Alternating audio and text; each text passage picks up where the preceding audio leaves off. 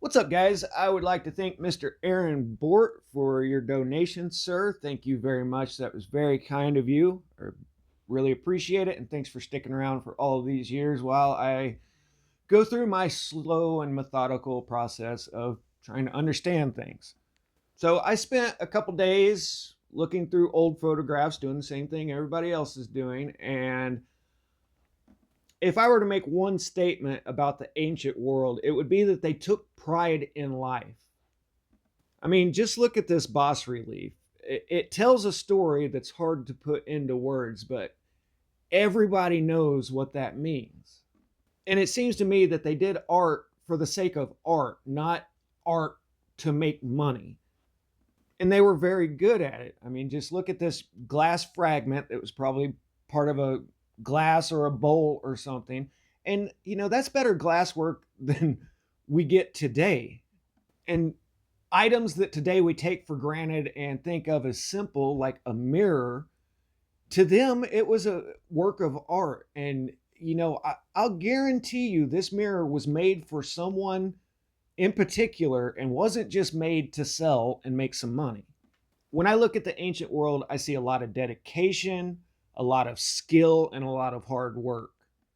And if you want to understand what life was like back then, just look at what they carved. I mean, they carve oxen and carts and horses and chariots and sailing ships. And that's a technology that is highly underrated by any researchers out there because, it's not that hard to build a house that will stand up, but to build a ship that will not sink in really stormy weather is quite the accomplishment.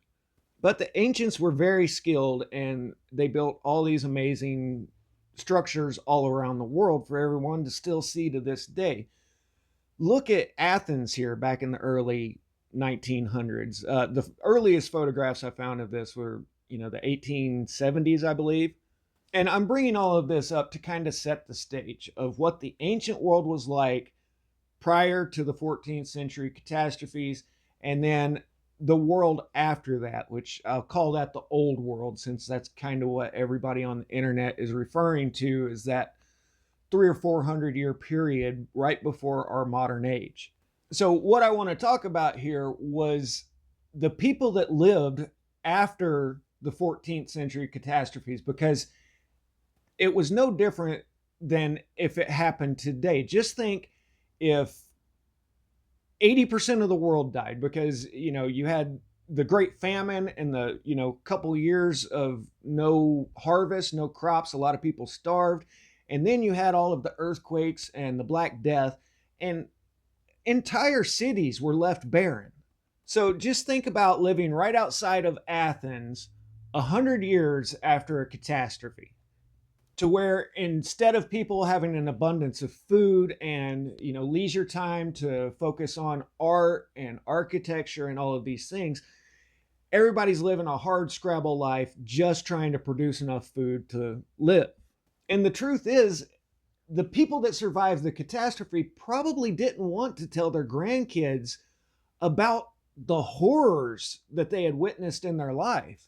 And so a couple generations down the line, you would have just had all of these ruins and nobody's quite sure how all this stuff was built. Now, somewhere like Athens or Rome, you did have enough artisans that survived and, taught their skills to the next generations. And they went on to create all of the Baroque structures and the Italian Renaissance that produced the greatest artists ever known in our modern time.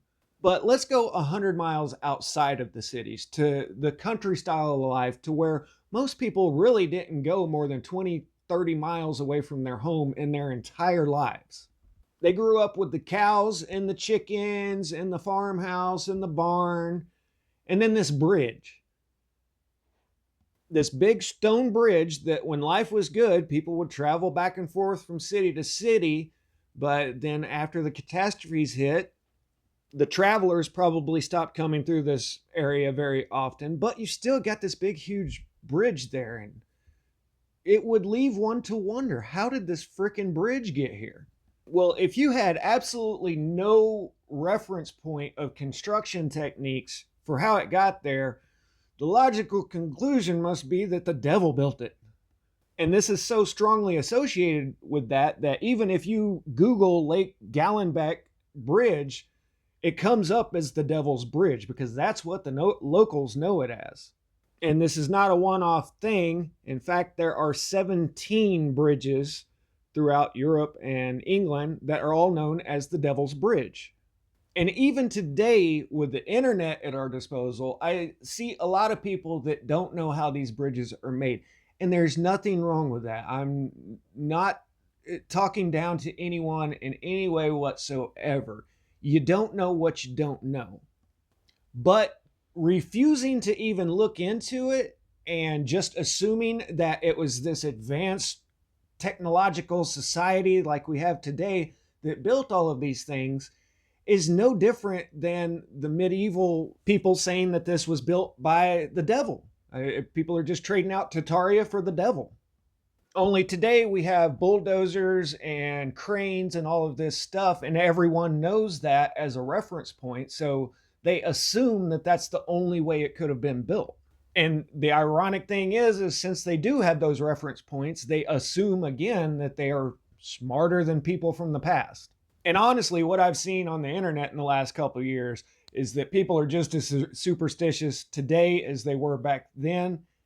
And I see how religions get started because now people have a new truth and you can't tell them anything otherwise.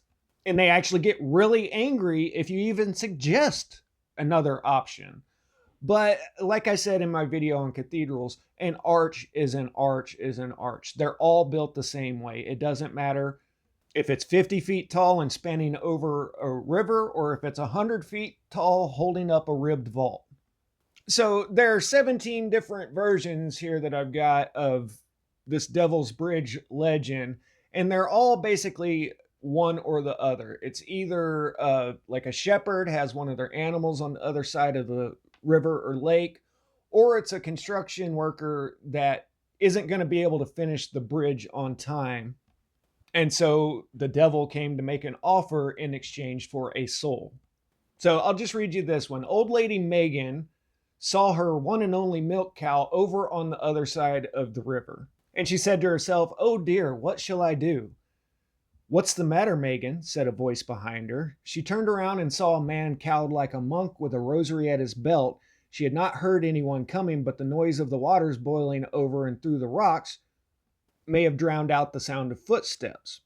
"I'm ruined," said Megan. "There's my one and only cow, the sole support of my old age, on the other side of the river."